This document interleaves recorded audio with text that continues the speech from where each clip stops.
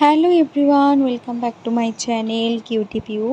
আবার একটা আমি ছোট্ট মিনি ব্লগ নিয়ে চলে এসেছি। সবাই কেমন আছেন? আশা করি ভালো আছেন, আমিও খুব ভালো আছি। তো আমি দুপুর নাগাদ যখন বাড়ি থেকে বেরিয়ে এলাম, পাক্কা 2 ঘন্টা থেকে 3 ঘন্টা আমি ট্রেনের জন্য ওয়েট করছি। বাট আমি এত এত বিরক্তি হয়ে গেছি, আর একদিকে এতই গরম।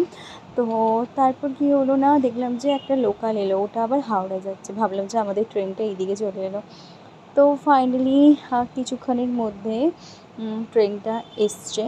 তো ট্রেনে বসার পর ফিল হচ্ছিল যে সত্যি আমি অনেক ইরিটেট হয়ে গেছিলাম। আমার এত ইরিটেট লাগছিল যে মনে হচ্ছে যেন ট্রেনটাকেই মেরে ফেলি, এরকম ফিল হচ্ছিল। এত ধৈর্য নেই আমার।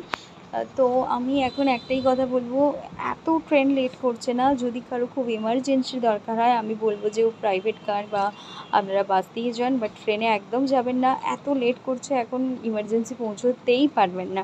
তো চলো, আজকের মতো তো